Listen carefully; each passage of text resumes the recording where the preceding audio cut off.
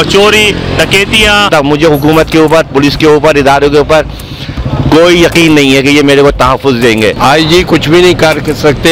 इस मुल्क का अल्लाह हाफिज़ है। जंगल का कानून है और कौन सा कानून है। अब देखा हाथ डाला तो मोबाइल गायब। मेरे अभी 4 मोबाइल चोरी हुए।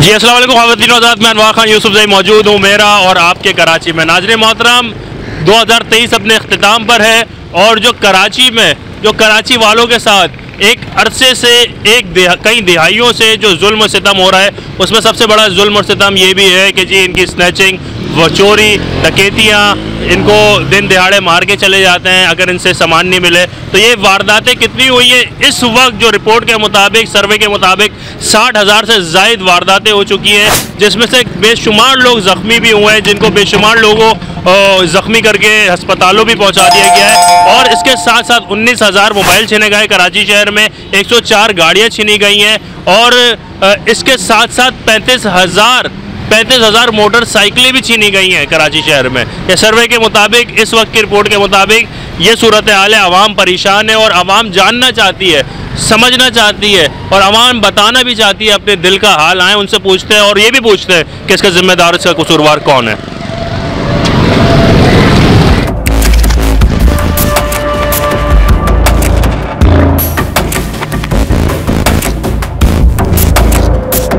अच्छा ये बताएं, कराची में कभी आपको तोहफा दिया है? कराची में बेशुमार तोहफे ही तोहफे, बेशुमार हुकूमत हमारे लिए तोहफा ही तो है। किस किस्म का तोहफा दिया है?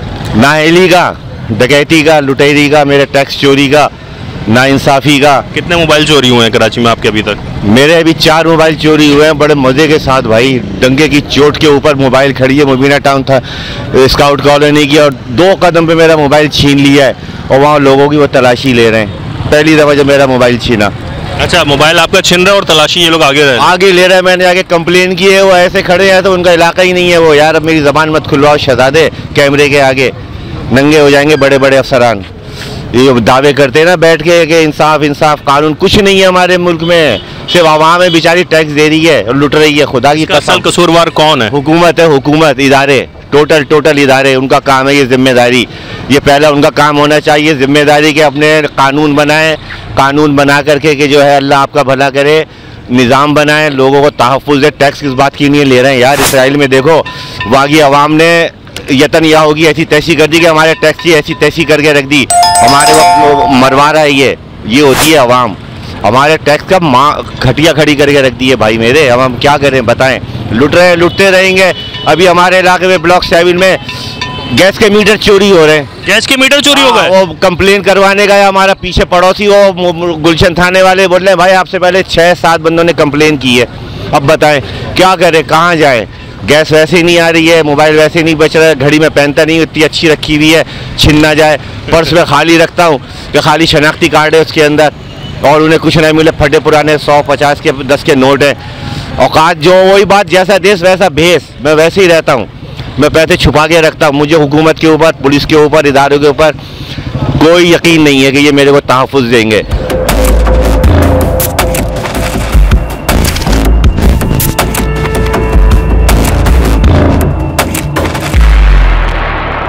आईजी तब्दील हुए थे, रिफत मुख्तार साहब आए थे, समझा था हमने कि हालात बेहतर हो जाएंगे, स्ट्रीट क्राइम्स वगैरह, ये डकैतियाँ सब कम हो जाएंगी। हमें कुछ भी नज़र नहीं आया। ये आईजी तब्दील करना बेहतर रहा है या फिर मज़ीद आगे बेहतर करना चाहे, या इन लोगों की भी ट्रेनिंग होनी चाहिए? आईजी कुछ भी नहीं कर सकते। जो थाने का SHO है सब कुछ वही कर सकता है। उसको पता होता है कि मेरे थाने के इलाके में क्या कुछ हो रहा है, क्या क्या जराइम हो रहे हैं, उनको एक ही चीज़ का पता है। पहले दिन ही जब नया SHO आता है वो पूरी विजिट करता है, उसको बताता है वो हेडमरर कि ये थाना है, ये इलाका है, इस जगह भत्ता आता है, इस जगह चरस बिकती है, इस जगह मतलब गलत काम होते हैं, उनको सबको पता है। SHO चाहे तो वो सब कुछ कर सकता है अपने इलाके में, मगर इसके अलावा कुछ नहीं कर सकता। आईजी ये वो सब कहने की बातें हैं। SHO है, SHO को जो है ना जब तक सही नहीं करेंगे, भला 10-100 SHO बदली करना पड़े, ईमानदार एक से एक है, 100 मकामी SHO आना चाहिए या नहीं? एक मिनट बेटा, हर 30-40 आदमी के बाद पुलिस में भी ईमानदार लोग हैं, उनको लगाए, उनको क्यों नहीं लगाते? हालात सही होंगे, क्यों नहीं होते? मगर आप SHO जो है ना, खुद SHO इलाके के बेईमान हैं, समझिए, वो खाते हैं, इलाके से रिश्वत लेते हैं, उनको क्या ज़रूरत पड़ी हुई है? 2-3 दफ़ा हो चुका है। बिल्कुल, ये हुकूमत कहाँ हुआ है, आपने रिपोर्ट किया? रिपोर्ट क्या करे यार, रिपोर्ट फिर और खर्चे वाली कहानी है। और रिपोर्ट करने का मतलब है और खर्चा और परेशानी, और हल कुछ भी नहीं निकलेगा। कुछ नहीं भाईजान, इस मुल्क का अल्लाह ही हाफिज है, यकीन करो, बहुत बुरे हालात हैं। जिम्मेदार कौन है? डिपार्टमेंट जिम्मेदार है, हुकूमत जिम्मेदार है? यही डिपार्टमेंट, हुकूमत जिम्मेदार है, और कौन जिम्मेदार होगा? यही जिम्मेदार है लोग। इम्प्लीमेंट क्या होगा? इस शहर में रहना कैसा समझते हैं? बस अब तो सर्वाइवल चल रहा है, बस अब बाहर निकलना कम ही करता है आदमी। कौन सा कानून है शहर में? जंगल का कानून है, और कौन सा कानून है? इशा की नमाज पढ़ के आ रहा था और मैंने घर पे फ़ोन किया, मैंने वाइफ को बोला भाई क्या चाहिए, तो बोला सिर्फ दूध लेके आ जाए, बाकी तो सब चीज़ पड़ी है। मैंने कहा सब्जी पे रश है, चलो देखूँ यार कोई सस्ती सब्ज़ी मिल जाए। रात के टाइम यहाँ सस्ती सब्ज़ी मिल जाती, मैं सब्ज़ी ले रहा था और बस जैसे पर्स निकाल के उसको पैसे दिए, और पैसे देकर जैसे ही टर्न कर रहा हूँ तो मुझे लाइट सी लगी, बिल्कुल लाइट हो गई जेब सलवार कमीज़ की। अब देखा, हाथ डाला तो मोबाइल गायब। अब बाजू में खड़े थे दो बंदे इधर, आगे लेडीज़ें खड़ी थी, अब किसको पकड़ूं? मैं सब्जी वाले के पास मोबाइल के, मैं फ़ौरन उससे, मेरा तो लॉक था मोबाइल, पासवर्ड लगा हुआ था, तो मैंने कहा चलो भाई मैं कॉल तो मिला हूँ, सलाह होगा तो इधर ही घंटी बजेगी।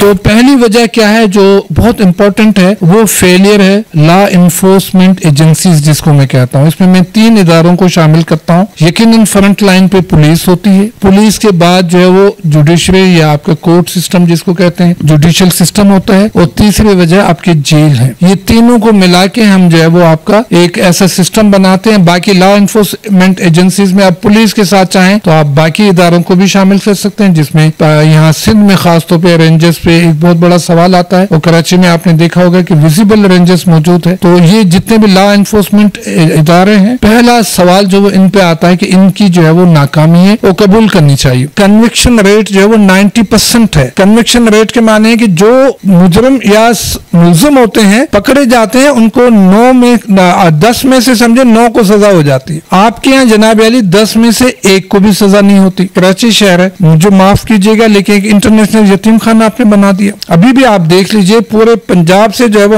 अफगानी उसके निकाला जा रहा है, लेकिन कराची में उनको शनाख्ती कार्ड बना के दिए जा रहे हैं, उनकी रिकॉर्ड चीजें। यहाँ तो जिसको चाहे वो यतीम खाना आपने बना दिया। तो आबादी के मसाइल, आपके शहर पे इतना ज्यादा दबाव हो गया। उसके बाद यहाँ एक ये समझे कि जो ऑनरशिप एक सिविलियन जिसे हम कहते हैं कि आवाज थी किसी भी शक्ल में, उस आवाज को मुख्तलिफ वजूहात पे बुनियाद पे दबा दिया गया। अब इस शहर की कोई नुमाइंदगी मौजूद नहीं है, इस पे कोई ऑनरशिप नहीं है। एक इंटरनेशनल यतीम खाना आपने बना दिया तो यकीनन क्रिमिनल्स के लिए एक जन्नत बन गई।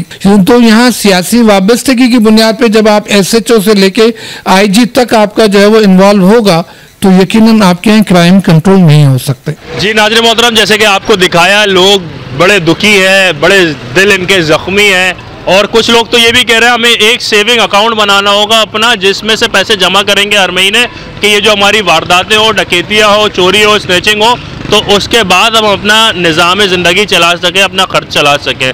लोग अब ये जहन बन चुका है कराची वालों का। काफ़ी लोगों ने इसका जिम्मेदार हुकूमत को ठहराया, काफ़ी लोगों ने इसका जिम्मेदार पुलिस डिपार्टमेंट को ठहराया कि इनकी नाहली नालायकी और नीयतें साफ़ नहीं है, इनकी तरजीहात सही नहीं है। काफ़ी लोगों ने इसका जिम्मेदार बेरोज़गारी, महंगाई और जिस तरीके से इन्फ्लेशन और इकनॉमिकल क्राइसिस है इसको ठहराया। हकीकतन इन सारी बातों में कहीं ना कहीं कोई ना कोई वजूहात हो सकती है, मगर सबसे बड़ी वजह यह है कि इस वक्त ये वजह क्यों पैदा हो रही है कि लोग ये मोबाइल छीन रहे हैं, लोगों के साथ ज़्यादती हो रही है, लोगों के पास से तमाम तर चीज़ें छीनी जा रही है। मैं खुद भी इसका शिकार पिछले हफ्ते हो चुका हूँ और मेरा दिल जानता है कि किस तरीके से हम मीडिया वाले होने के नाते हमें महसूस हो रहा था कि जी हम लोग बड़े बेआसरा, बेयारो मददगार है। नाज़रीन मोहतरम, चैनल को सब्सक्राइब करें, लाइक करें। आपसे फिर मुलाकात होगी एक नए अंदाज, एक नए मौजू के साथ। तब तक अपना ख्याल रखेगा, अपने से बढ़ के ख्याल रखेगा, अपने ईमान का, इस्लाम का और इस पाकिस्तान का। अस्सलाम वालेकुम।